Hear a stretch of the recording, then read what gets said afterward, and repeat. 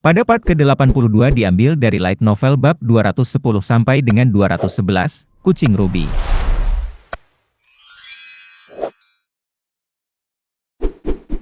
Murakan dan Kuikantel tahu nama iblis kucing itu. Aku pikir kamu terlalu lama, tapi aku tidak tahu kamu akan membawa sesuatu seperti ini kembali. Lihat, itu Ruby kucing Heluram. Aku bahkan tidak ingat kapan terakhir kali aku melihatnya. Mungkin sudah ditinggalkan sejak itu telah tumbuh jauh lebih besar. Jadi, ada alasan mengapa Kuikantel dan aku tidak tahu makhluk iblis macam apa yang mungkin dimiliki Heluram. Itu bukan makhluk iblis. Itu adalah binatang spiritual. Ini adalah Shuri, kucing Heluram. Dulunya adalah seekor binatang spiritual yang cukup terkenal sekitar 2000 tahun yang lalu. Binatang spiritual yang selama ini dikira jin sebagai makhluk iblis adalah hadiah dari Orgal, Raja Iblis, untuk Heluram. Dia memberikan Shuri, Ruby Cat, sebagai alat transportasi karena Heluram tidak bisa menunggang kuda, dan dia tidak bisa terbang dengan tongkatnya setiap saat, kata Murakan. Dan seperti yang dijelaskan, Shuri tampaknya tidak memusuhi orang-orang di punggungnya. Jin sudah menunggangi punggung Shuri ketika dia kembali dengan teman-temannya setelah menyelesaikan Melodic Royal Wine. Tidak ada alasan khusus mengapa dia berada di punggungnya. Dia hanya berpikir dia bisa mencobanya karena sekarang itu adalah peliharaannya. Selain itu, orang pada umumnya ingin mencoba memeluk atau menunggangi hewan besar ketika mereka melihatnya, dan jin tidak terkecuali dalam aturan tersebut. Ya, tapi kenapa kucing Ruby? Jin memandang Shuri sambil memiringkan kepalanya dengan bingung. Itu memiliki bulu hitam dengan bintik-bintik putih, dan matanya berwarna kuning. Nama, Ruby, sepertinya tidak cocok dimanapun. Apakah kamu belum melihat batu delimanya? Bukankah dia memutuskan untuk mengakuimu sebagai tuannya yang baru? Belum. Aku juga baru tahu namanya sekarang. Itu berarti kamu belum menjadi pemiliknya. Benar-benar? Kemudian Shuri dengan hati-hati melihat sekeliling dan membuka mulutnya untuk memuntahkan sebuah benda. Itu adalah permata merah sekitar setengah ukuran telur. Itu adalah batu delima. Ruby itu benar-benar kering dan bersinar terang, meski baru saja keluar dari mulutnya. Oh, kamu harus memasukkan manamu ke dalam permata itu untuk menjadi pemilik kucing Ruby.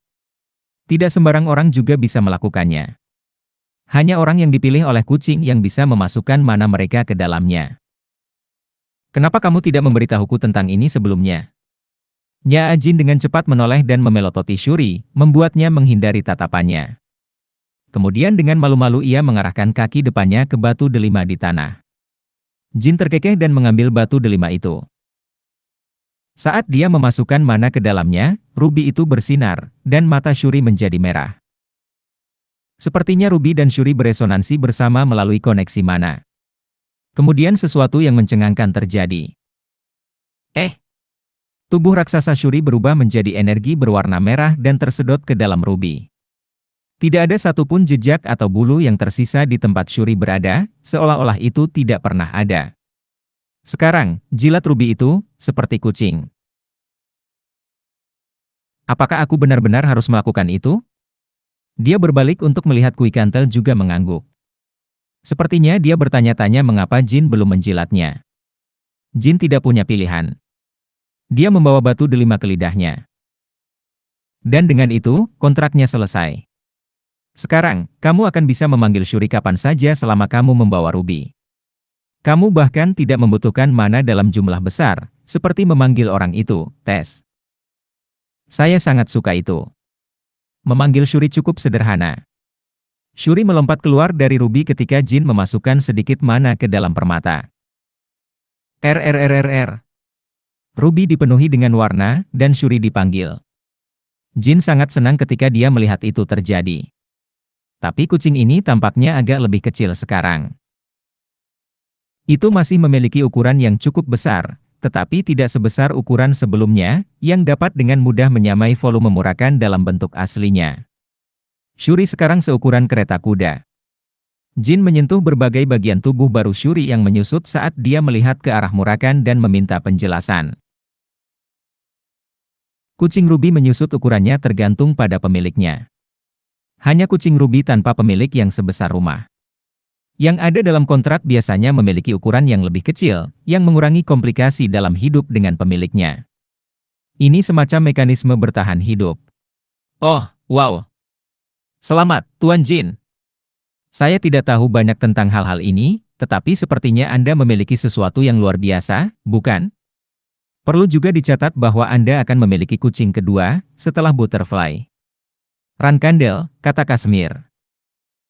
Siapa yang kamu panggil Butterfly Rankandel? Hei, serangga. Maafkan saya, Tuan Murakan. Tuan Jin, apakah menurut Anda saya juga bisa menumpang? Oh, saya kira tidak. Berdengung. Shuri mengangkat cakarnya saat Kashmir mendekat. Tapi Murakan, bagaimana kamu tahu banyak tentang mereka? Aku membuat kontrak dengan kucing ruby sebelumnya. Itu terjadi sekitar 2000 tahun yang lalu. Ia hidup selama masa hidupnya dan menyeberangi jembatan pelangi. Ya, kucing ruby juga langka saat itu. Seseorang harus memiliki hubungan dengan iblis jika mereka berharap untuk melihat mereka. Mode transformasi favorit Murakan, kucing hitam, didasarkan pada ruby cat-nya saat itu. Setelah jatuhnya iblis, kucing ruby sekarang hampir punah. Meskipun tidak banyak catatan tertulis dalam masyarakat manusia, ada deskripsi yang cukup rinci tentang Shuri sebagai bagian dari intelijen faksi utama, seperti kucing ruby dari Helluram Penyihir. Chiron dapat mengidentifikasi Shuri karena dia telah mengambil teks lama dari Zippley dengan ksatria hitamnya. Sepertinya dia awalnya menyimpannya untuk Luna. Dapat dimengerti. Jadi, itu artinya dia meninggalkan Shuri untuk kepala keluarga berikutnya, kan? Ini berarti ayahmu mulai mengakuimu sebagai penggantinya. Ada melodik Royal Wine yang berhubungan dengan Shuri. Aku bisa mendengar apa yang dikatakan ayahku kepada keturunan klan peri ketika aku meminumnya. Ayahku jelas menghargai kakak perempuanku Luna. Aku tidak pernah membayangkan ayahku memiliki sisi itu padanya. Dia mengatakannya dengan serius. Chiron memesan melodik Royal Wine untuk anak-anaknya. Dia hampir tidak bisa mempercayainya, bahkan jika dia mengalaminya sendiri melalui minuman. Namun, Shuri membuat kontrak denganmu dan bukan dengan kakakmu. Ayahku membuang semua minat pada Luna saat dia turun tahta, membiarkan melodik Royal Wine asli yang dia siapkan untuknya hampir 20 tahun yang lalu menjadi milikku. Aku juga bisa dibuang kapan saja. Wow, kamu khawatir tentang banyak hal. Kamu hampir tidak punya saudara yang bisa menantangmu sekarang. Ya, kita akan lihat tentang itu ketika aku kembali. Jin kemudian menjelaskan kutukan Shuri kepada Murakan dan Kui Kantel. Wajah mereka menjadi gelap. Wow, itu penyihir untukmu. Dia menempatkan kutukan yang benar-benar mengerikan pada kucing. Itu disebut kutukan keabadian, secara harfiah. Ada dua eksistensi yang mampu menciptakan kutukan seperti itu. Seorang manusia yang telah membuat kontrak dengan bulan Tuhan, dan tentu saja, sang penyihir Helluram. Katalisator kutukan setidaknya 1 juta nyawa manusia. Menurut pandanganku, salah satu tragedi besar Helluram pasti terjadi untuk mengutuk Shuri. Ya Tuhan! Wanita itu gila. Tidak peduli seberapa besar kamu mencintai kucing, kamu tidak dapat menggunakan sejuta manusia sebagai katalis untuk membuatnya abadi. Ya ampun! Aku tahu manusia melakukan hal-hal yang mengerikan, tetapi tidak pernah secara keseluruhan, hidup seandainya aku membayangkan seorang wanita yang begitu jahat. Kemudian Kui Kantel menggelengkan kepalanya dengan ekspresi serius di wajahnya. Kutukan keabadian bukanlah sesuatu yang kamu tempatkan pada seseorang yang kamu cintai. Bayangkan betapa menakutkannya hidup dalam keabadian dengan tubuh yang tidak akan pernah mati, tidak peduli apa yang kamu lakukan padanya. Tidak mungkin penyihir seperti Helluram juga tidak tahu itu. Mengenalnya, dia mungkin akan mengutuk Shuri dengan keabadian dalam sekejap. Kutukannya masih aktif. Itu berarti Helluram masih di luar sana. Jika Helluram benar-benar menyayangi Shuri, apakah dia akan meninggalkannya sendirian di Laut Hitam setelah mengutuknya dengan keabadian? Setelah melepaskannya dari kontrak juga? Ya Tuhan! Jika kedua naga itu benar, sang penyihir masih di luar sana. Aku merinding. Lihat lenganku. Seluruh tubuhku merinding. Nyaa Shuri tiba-tiba menurunkan pandangannya dan merintih sedih. Murakan dan Kui Kantel pura-pura batuk, menyadari betapa kasarnya mereka. Tentang itu, anak ini akan 100 kali lebih baik daripada si penyihir, Shuri. Jadi jangan terlalu sedih. Ayolah. Jika kau menangis seperti itu membuatku terlihat buruk, kau tahu? Maaf. Jadi, berhentilah menangis sekarang dan... Oh, bagus sekali, kalian berdua. Kui Kantel, kalian terlalu berlebihan. Seluruh percakapan itu pasti menyakitkan bagi Shuri.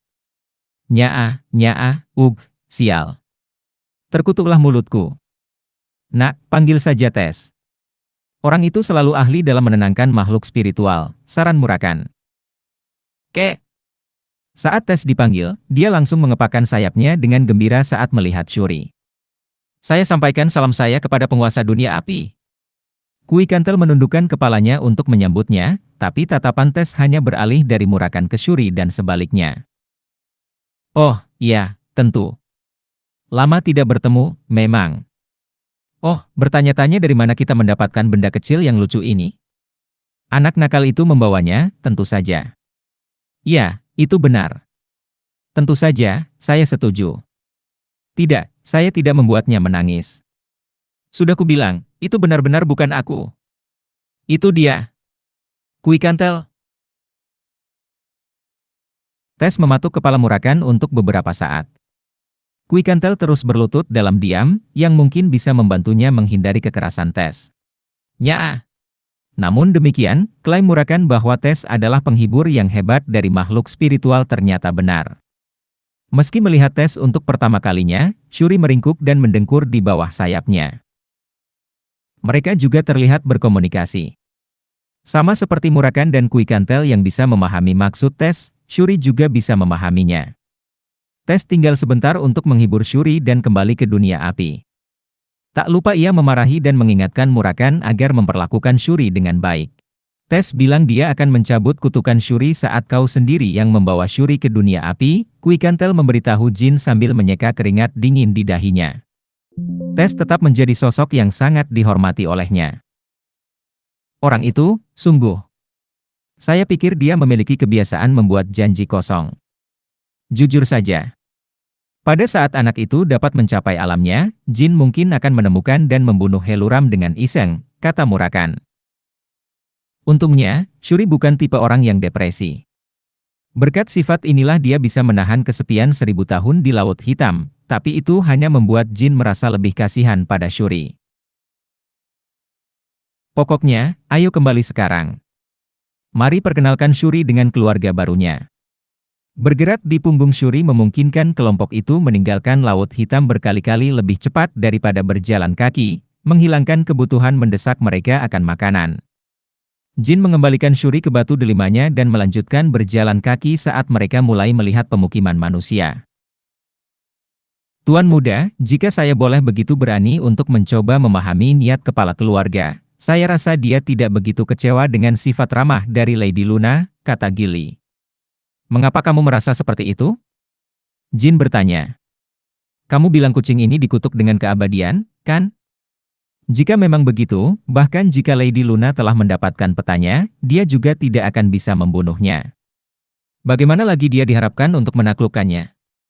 Mungkin kepala keluarga pasti mengira Lady Luna akan merawat Shuri dengan baik. Jin mengingat senyum penuh kasih sayang Chiron pada saat itu dan berpikir itu mungkin. Yah, Luna terus menikmati keistimewaan tertentu bahkan setelah turun dari kursi penggantinya, jadi itu mungkin memang benar. Jin dan Gilly membahas topik itu sebentar. Mereka tidak dapat mencapai kesimpulan apapun karena perasaan Chiron yang sebenarnya tidak diketahui, tetapi itu memang topik yang cukup menarik untuk didiskusikan. Oh, dan Tuan Muda, ada sesuatu yang harus saya laporkan. Yah. Apa itu?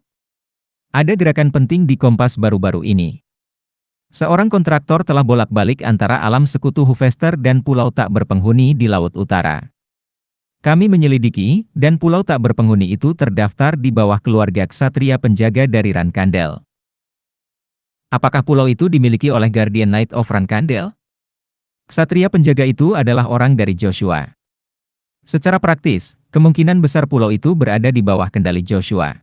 Tanah itu adalah bagian dari Kepulauan Bluebird yang terletak di perairan utara alam sekutu Hufester.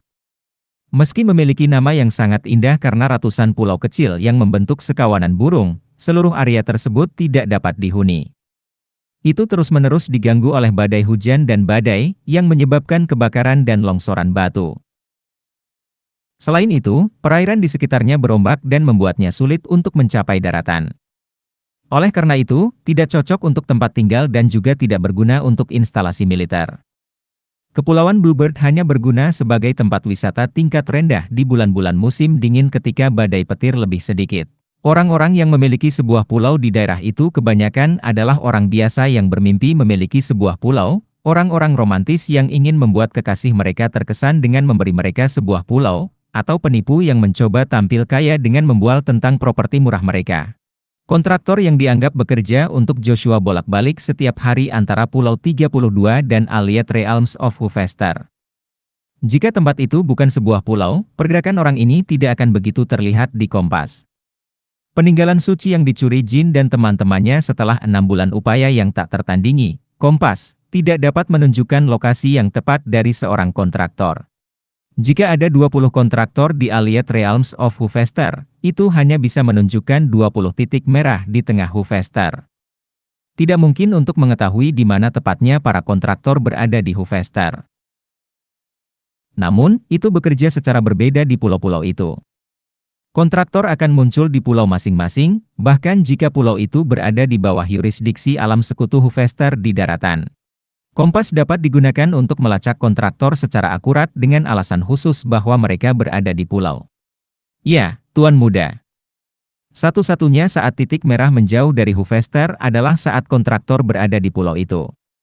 Dan pulau khusus ini milik Joshua dengan nama pinjaman, jadi kupikir kita harus menyelidikinya, kata Gilly. Karena itu sangat tidak mungkin hanya kebetulan. Yaitu betul. Pertama, beritahu agen 7 warna merak untuk memantaunya dengan cermat dan mengumpulkan informasi tentang Kepulauan Bluebird juga. Kita mungkin akan menimbulkan kecurigaan jika kita segera bertindak. Apakah menurutmu Joshua memiliki informasi tentang kompas? Kita tidak tahu. Tapi kita harus mempertimbangkan kemungkinan bahwa dia berkolusi dengan Kinslow atau Zippley. Tidak ada ruginya bagi kita untuk berhati-hati. Apakah menurutmu itu bisa menjadi jebakan? Peluangnya tipis, tapi jika Joshua berkolusi dengan faksi yang mengetahui tentang kompas, dia pasti sadar bahwa kemampuan kompas sangat kuat di pulau-pulau. Jika demikian, dia mungkin memikat pencuri kompas, yaitu aku, ke pulau itu. Kalau begitu kita akan membatasi diri kita untuk melacak pergerakan untuk saat ini. Aku juga akan mengirim beberapa agen dari burung merak 7 warna ke pulau-pulau itu. Aku tidak akan menyuruh mereka pergi langsung ke Pulau 32, tapi aku akan meminta mereka untuk melakukannya, mengumpulkan informasi tentang daerah tersebut. Saat mereka selesai berbicara, Shuri mengusap tubuh Gilly, mencari perhatian. Shuri sepertinya sangat menyukai Gilly. Dia terus berusaha memenangkan kasih sayangnya sejak tiba di Tikan. Oh, wow. Shuri sangat imut. Awalnya aku terkejut dengan ukuran tubuhnya, tapi semakin aku melihatnya, dia semakin manis. Ngomong-ngomong, apakah kamu juga akan menamai kucing ini Rankandel? Ya, kita sudah menetapkan standar dengan Butterfly Rankandel. Shuri Rankandel. Kedengarannya bagus, bukan? Kemudian Murakan juga berubah menjadi seekor kucing, naik ke atas kepala Shuri, dan jatuh ke pelukan Gilly. Jin mencengkeram leher Murakan dan meletakkannya kembali di tanah. Dan mereka akan merenovasi kamarku untuk memperluasnya mulai hari ini. Terlalu kecil bagi Shuri untuk tinggal bersamaku di kamarku yang sekarang. Itu masuk akal. Pasti tidak nyaman bagi Shuri untuk tetap berada di dalam batu delima sepanjang waktu. Murakan kembali dari wujud kucingnya dan menatap mereka dengan binar di matanya. Jadi kurasa aku harus berbagi kamar dengan Strawberry Tart sampai renovasinya selesai, kan? Apa yang kamu bicarakan? Mengapa kamu berbagi kamar dengan Gilly ketika mereka sedang merenovasi kamarku? Jin bertanya. Begitukah cara kerjanya? Bukankah mereka memperluas kamarku juga? Akhir-akhir ini, aku merasa kamarku semakin sempit. Bahkan jika mereka memutuskan untuk merenovasi kamarmu juga, ada banyak kamar kosong di Menshan ini. Kamu dan Gilly tidak perlu berbagi kamar. Keluar. Keluar, mesum. Murakan kembali ke bentuk kucingnya dan melepaskan pukulan kucing di kaki Shuri. Kemudian Shuri menjilat Murakan dengan lidah raksasanya dan mulai bermain dengannya, menggulungnya seperti bola. Oh, wah, hahaha. Gili tertawa terbahak-bahak melihat tontonan itu, dan Jin menggelengkan kepalanya karena alasan yang hilang. Sebulan berlalu. Sementara itu, setiap orang mendedikasikan waktu mereka untuk fokus pada tugas atau pelatihan yang diberikan kepada mereka. Kontraktor Kepulauan Bluebird yang muncul di peta belum juga meninggalkan area tersebut, dan Jin akhirnya memutuskan untuk berkunjung ke tempat tersebut. Aku akan pergi, entah itu jebakan atau bukan, hanya karena ingin tahu. Lagi pula, kupikir kita sudah cukup berhati-hati. Dia memutuskan bahwa itu tidak mungkin jebakan. Bagi publik, Joshua dikenal sebagai yang pertama dalam suksesi Run Kandel. Kemungkinan Joshua bersekongkol dengan Zipley dan Kinslow akan menjadi lompatan besar, karena itu menunjukkan bahwa sebagian besar pasukannya di Taman Pedang juga telah berpindah sisi. Tapi ini tidak mungkin selama Chiron masih hidup dan kuat. Mereka mungkin memiliki beberapa mata-mata di posisi tinggi, tetapi sangat tidak mungkin mereka memiliki hubungan yang begitu dekat untuk berbagi informasi penting seperti kompas. Apakah kamu yakin akan baik-baik saja di sana hanya dengan Murakan? Kamu tidak tahu bahaya apa yang mungkin kamu hadapi jika itu benar-benar jebakan, tanya Kashmir. Bahkan jika ternyata itu jebakan, aku bisa melarikan diri di Murakan karena Kepulauan Bluebird bukan bagian dari Lutero Magical Federation. Selain itu, aku juga punya Shuri. Terbang dengan naga di Lutero Magical Federation, yang berada di bawah kendali Zipley, sangat berbahaya, tetapi keadaannya sangat berbeda untuk Allied Realms of Hufester. Selama naga itu bukan milik Zipley atau ada dalam daftar orang yang dicari, bangsa itu tidak akan mengerahkan pasukan untuk membunuh atau menangkap naga yang tidak bermusuhan. Dalam kasus Jin, orang-orang berbicara tentang seorang pria yang terbang di atas naga hitam tidak akan menjadi masalah besar karena otoritas tertinggi di Hufester, Chiron, telah menyetujui Murakan, tidak resmi seperti itu. Tidakkah kamu pikir kamu harus membawa Kui Kantelnim juga? Kurasa itu tidak perlu. Dia sepertinya sibuk mengajar sihir padanya. Kita akan pergi sendiri. Kuharap renovasi sudah selesai saat aku kembali. Maka, Jin, Murakan, dan Shuri berangkat ke Kepulauan Bluebird. Saat mereka melakukan perjalanan melalui Hufester, mereka harus memberi perhatian khusus pada penyamaran mereka. Shuri tetap berada di dalam rubinya, yang telah dibentuk menjadi kerah, sementara Jin dan Murakan mengecat rambut mereka menjadi biru. Tikus emas ini sangat cantik. Mungkin saya harus menyebutkannya kepada Sir Kashmir dan memulai bisnis dengannya. Saya rasa tidak akan terlalu sulit untuk mendapatkan pasokan. Ya, mereka akan menjual dengan cukup baik. Mereka melewati beberapa portal, Murakan muntah selama semua lompatan. Mereka membutuhkan waktu 3 hari untuk mencapai pelabuhan Nasca, yang paling dekat dengan Kepulauan Bluebird. Agen Merak Tujuh Warna memiliki kapal dagang palsu yang menunggu di pelabuhan. Mereka menaiki kapal dengan diam-diam. Kapal berlayar dari pelabuhan malam itu, tetapi tidak langsung menuju ke pulau. Jika mereka mendapat masalah dengan pergi langsung ke pulau, itu akan menyebabkan masalah besar jika faksi lain melacaknya kembali ke burung merak 7 warna. Karena bukan musim perjalanan ke Kepulauan Bluebird, sebagian besar pulau ditutup untuk pengunjung. Setelah pelabuhan benar-benar tidak terlihat, Jin dan Murakan memanfaatkan kegelapan malam untuk berenang ke pulau-pulau tersebut. Mereka menggunakan kompas yang mereka bawa untuk memeriksa keberadaan kontraktor di Pulau 32 dan, setelah melakukannya, mengirimkannya kembali ke Tikan. Shuri bertugas berenang. Kucing itu telah membuat Jin dan kelompoknya terkesan dengan kelincahannya di Laut Hitam. Ini tidak terbatas pada tanah yang kokoh. Shuri berenang melewati perairan berombak di dekat Kepulauan Bluebird dengan mudah. Berkat Shuri, Jin dan Murakan tiba di pulau tanpa terendam air laut. Mereka mencapai pulau ke-7. Mencarinya. Bagaimana kita menemukannya dengan cara ini? Menemukan 32 dari 100 pulau itu bukanlah tugas yang mudah tanpa pemandu. Jin mulai berpikir bahwa matahari akan terbit sebelum mereka menemukan pulau itu ketika Shuri mulai menggambar sesuatu di pantai. Anehnya, Shuri menggambar peta pulau dengan cakarnya. Wow! Lihat dirimu, Furbal, kamu memiliki bakat yang luar biasa. Apakah kamu pernah ke pulau-pulau ini sebelumnya? Kata Murakan. Nyaa. Sebagai kucing dari penyihir Heluram, Shuri telah mengunjungi banyak negeri. Dalam prosesnya, ia menghafal lebih dari beberapa ratus peta. Tentu saja, peta dunia diperbarui untuk mencerminkan perubahan geografi selama 1000 tahun terakhir, tapi untungnya, Kepulauan Bluebird sebagian besar mirip dengan ingatan Shuri. Itu adalah salah satu pulau kecil di daerah itu.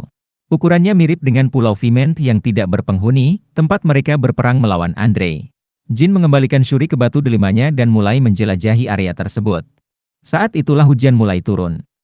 Cuaca terkenal di Kepulauan Bluebird menyambut kedua penjelajah itu. Guntur dan kilat merobek kegelapan yang tidak menyenangkan saat angin mengamuk, berniat untuk menumbangkan pepohonan. Mereka bahkan tidak bisa melihat apakah ada rumah dalam cuaca seperti ini. Bagaimana mungkin cuaca begitu gelisah? Murakan mengerutkan kening dan merengek. Sementara itu, Jin mulai merasakan getaran kuat di pinggangnya. Hei, nak. Pedangmu. Apa yang terjadi padanya? Sigmund, pedang guntur, pedang suci legenda yang dia terima dari Van, Dewi Pertempuran, beresonansi dengan sesuatu. Jin menghunus pedang untuk memeriksanya dan melihat simbol misterius muncul di seluruh bilahnya. Saya tidak punya ide. Tunggu, simbol ini. Aku pernah melihatnya. Apakah ini simbol Peitel? Tidak, ini sedikit berbeda dengan milik Peitel. Tiba-tiba, sambaran petir menyambar dan benar-benar menelan pohon besar yang ada di depan mereka. Pohon itu hancur seolah-olah telah dibom dan roboh tanpa banyak perlawanan. Sesuatu terjadi selanjutnya. Tatapan mereka langsung tertuju pada batu nisan yang berdiri di balik pohon. Simbol yang sama dengan Sigmund bersinar di batu nisan. Ini adalah makam dewa. Apa? Sekarang aku bisa melihat apa yang terjadi. Nak, pedangmu. Murakan hendak melanjutkan ketika Jin dan dia mengangkat kepala dengan waspada. Gelombang pisau bergegas menuju Jin. Dan untuk Murakan, mantra berbasis angin terbang ke arahnya. Jin menggunakan Sigmund untuk menghindari gelombang, sementara Murakan memblokir mantranya dengan energi bayangan. Itu mereka. Kusan dan Beris, anjing pemburu Taimyun Marius. Jin tidak perlu melihat wajah mereka untuk menyadari siapa mereka. Tapi sebelum mereka bisa melakukan serangan balik, sambaran petir yang tajam menghantam penghalang energi bayangan. Murakan, itu bukan petir alami seperti yang menyambar pohon. Petir itu disulap oleh Julian, kontraktor Peitel.